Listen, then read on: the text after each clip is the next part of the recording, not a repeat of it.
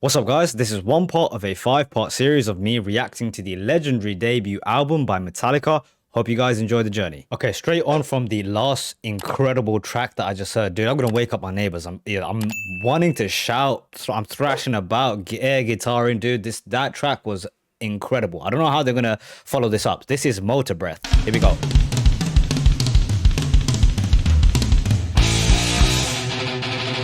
Oh my god.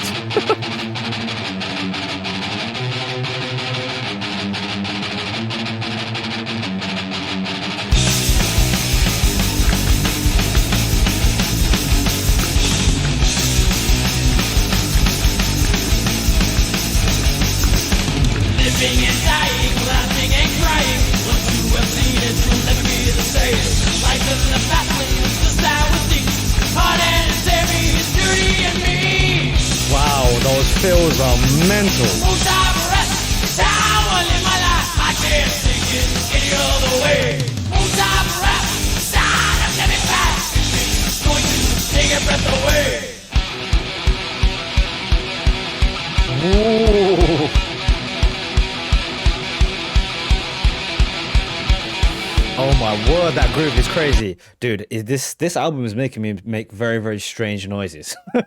That is a groove, dude. One thing I love, and I was saying this in the first part, is when the guitar riff and the bass line and the drums get into this groove. That is when I feel like they're at the strongest. And as a hip hop fan, that is the parts that I connect to the most. The intensity is brilliant, but when they get into these certain grooves, like this little switch up that they did, man, oh, it just connects so well. Don't stop for nothing, full speed or nothing. I'm taking down, whatever's in my way. Getting your beats as you're shooting the line. Sending the shivers up and down my spine.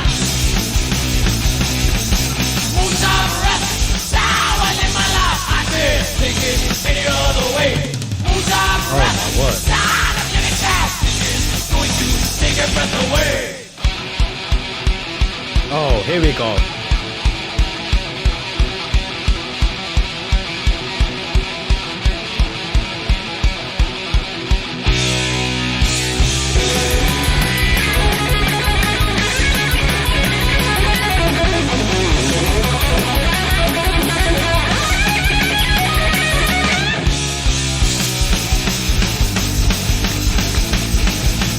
Kirk Hammett again.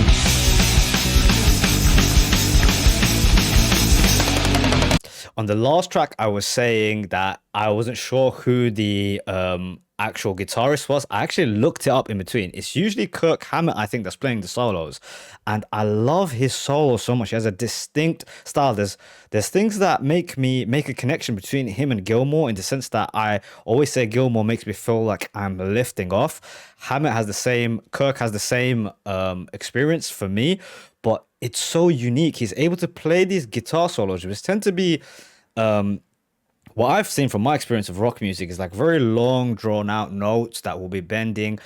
He does it completely different, dude. His ones are fire, intensity, pace, frenetic, manic in nature. I mean, it really suits their music, which is incredibly manic in its nature.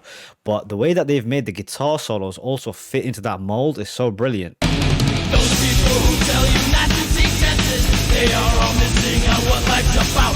You only live once, so take hold of the chance. You'll end up like others, sing song and dance. Motorbreath, down in my life. I can't take it any other way. Motorbreath, down and living fast. It's going to take your breath away.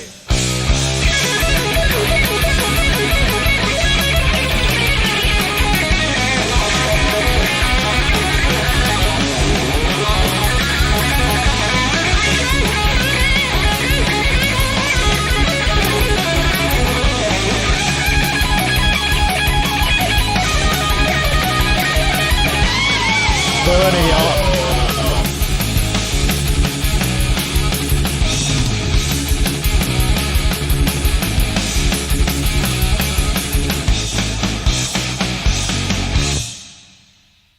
Dude, I'm gonna get neck pain from this album, man. I'm headbanging so much. Wow, that was intense. That is how you follow up Four Horsemen, I guess.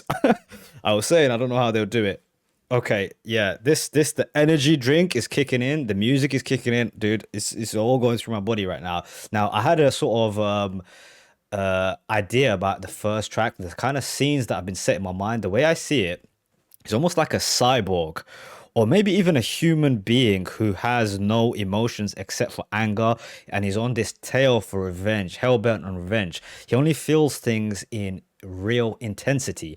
Thus, the music, thus his inability to do anything but sort of look for vengeance and conquest, right? And this is sort of living up to that idea of this human being unable to feel emotions because he's sort of living this life, motor breath. It's how I live my life. I can't take it any other way, right? It's living life on the extreme. And maybe this is a personal sort of experience from Hetfield, who I know is spoken about in interviews about the sort of way he lived his life before. It was very different from others. And he had all this pent up anger and emotion that would only come out through his music, and it's fantastic, man. I'm digging what I'm hearing so far, man. The imagery conjured up has been brilliant. So let's keep this thing rolling. Jump in the fire.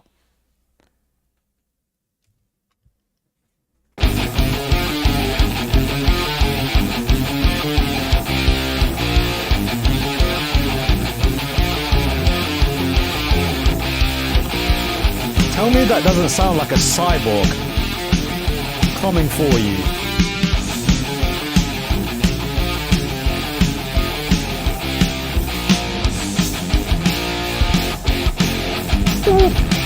Oh, here we go with the cruise.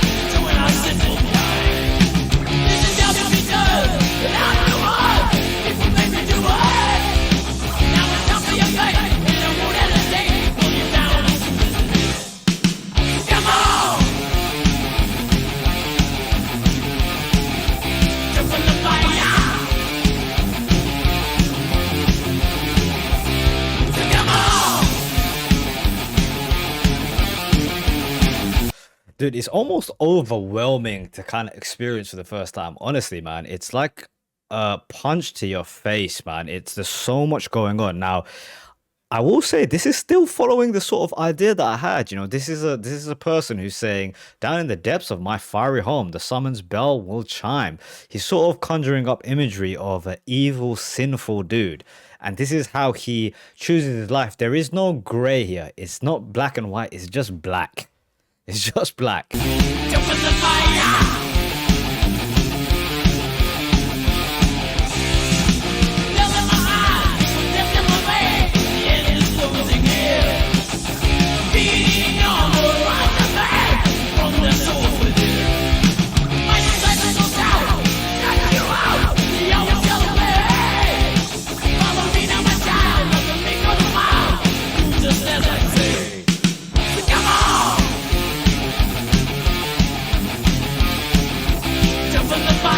Dude, I love that riff.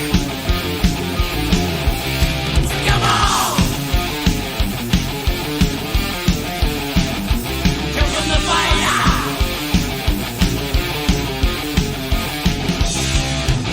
Ba-ba-ba-ba-ba-da-ba-da.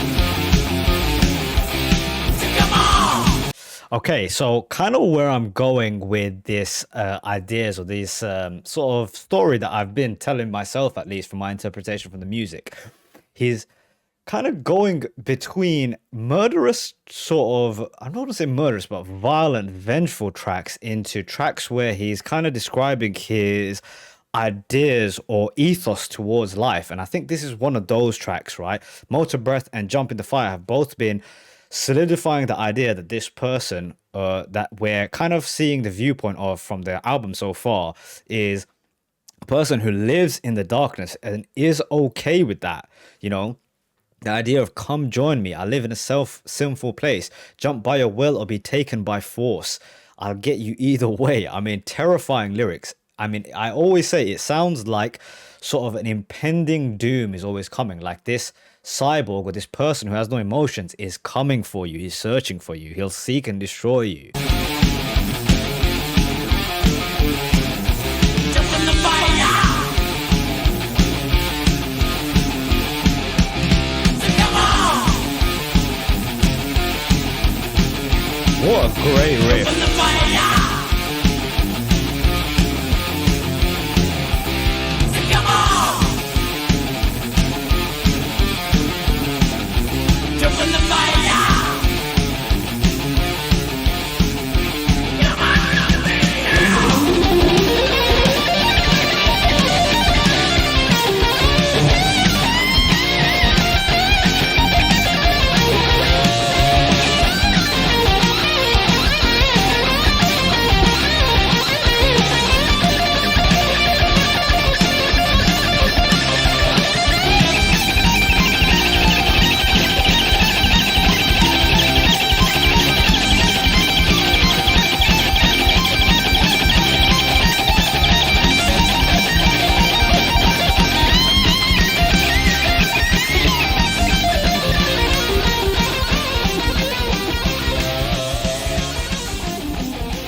I mean, what do you even say to this?